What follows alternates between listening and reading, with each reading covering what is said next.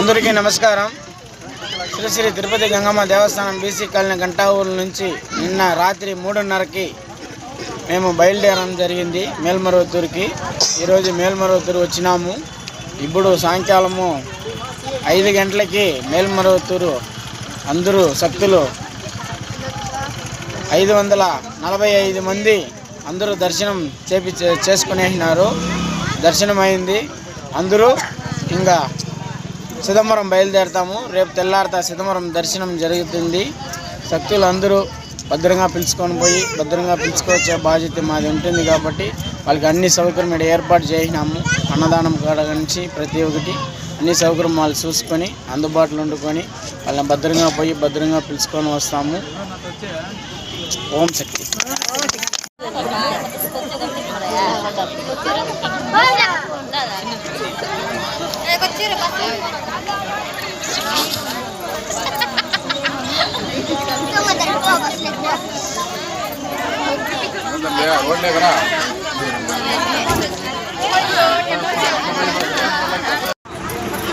నమస్తే అండి.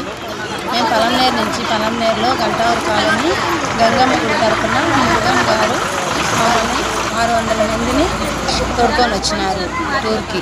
ఈరోజు ఫస్ట్ రోజు మేల్మరువత్తూరులో ఓం శక్తి అమ్మవారు చాలా బాగా దర్శనం అయ్యి వచ్చినాం. తర్వాత రేపు పొద్దున చిదంబరం గుడికి పిలుచుకొని వెళ్తా ఉన్నారు.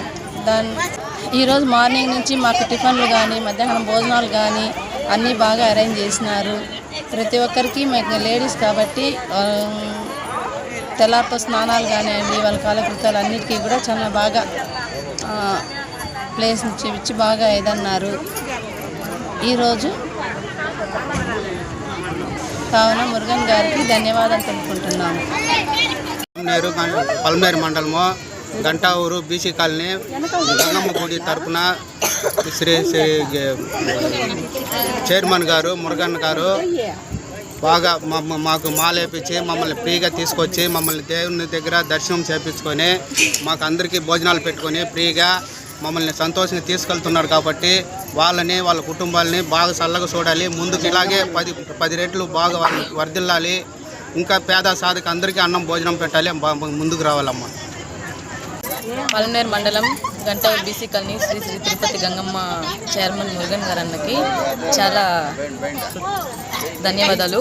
ఎందుకంటే మన పేదలకి మంచిపడిగా మాలేసి ఓంసతి మాలేసి ఫ్రీగా బస్సులు తోడుకొచ్చి మన అమ్మవారి మేల్మరువత్తూరు అమ్మవారి దర్శనం బాగా జరిగింది అందరికీ.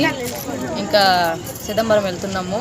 మనకి 3 పూట్ల అన్నము టయానికి మనకి చేయాల్సిన సేవలంతా కరెక్ట్గా చేసి కరెక్ట్గా తోడుకొచ్చినారు. మన సేఫ్టీగా తోడుకొచ్చినారు.